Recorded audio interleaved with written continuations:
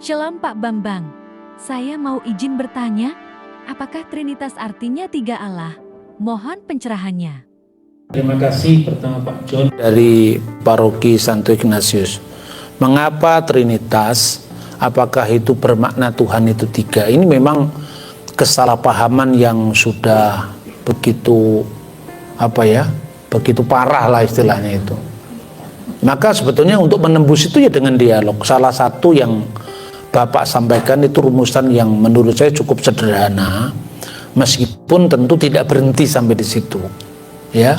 Sebab begini, kalau misalnya kita membaca dalam teks kitab suci, seperti roh manusia yang ada dalam diri manusia, begitu roh Allah menyelidiki segala sesuatu. Di sini ada semacam paralelisasi bahwa roh Allah itu rohnya Allah sendiri yang berdiam kekal dalam diri Allah bersama dengan Sang Firman, kan begitu.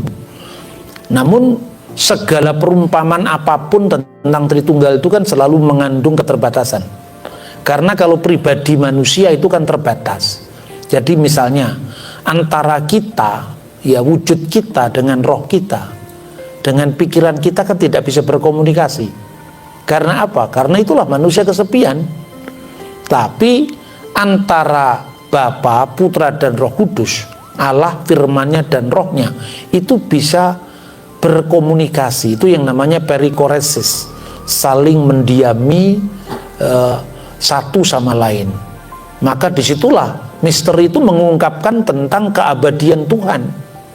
Allah itu kasih misalnya. Kalau Allah itu kasih, berarti kasih Allah itu sekekal Allah dong. Karena kasih itu kan memiliki objek.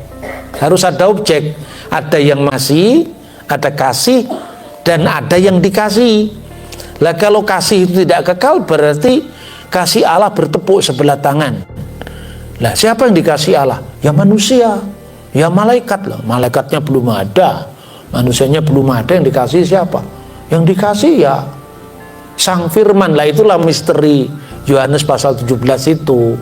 Ya makanya Yesus itu sudah ada sebelum segala sesuatu ada, dan itu adalah sebuah pusat-pusat kesadaran dalam diri Tuhan yang nantinya terpaksa kita sebut sebagai persona.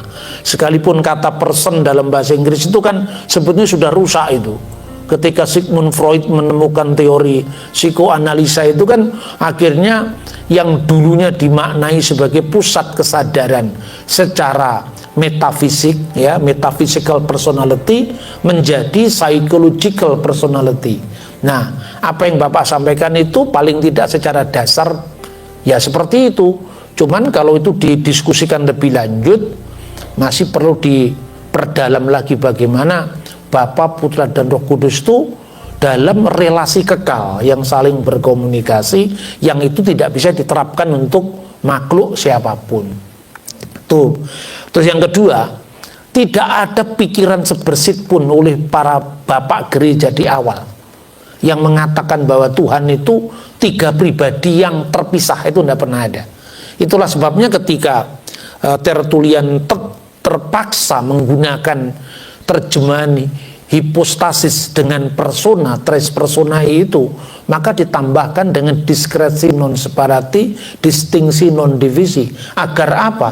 Agar pribadi yang dimaknai untuk Tuhan itu tidak sama dengan pribadi ciptaan yang terpisah dengan segala keterbatasannya. Oke Pak Bambang, penjelasan Anda sangat mencerahkan dan menguatkan iman kami. Terima kasih, Tuhan Yesus memberkati.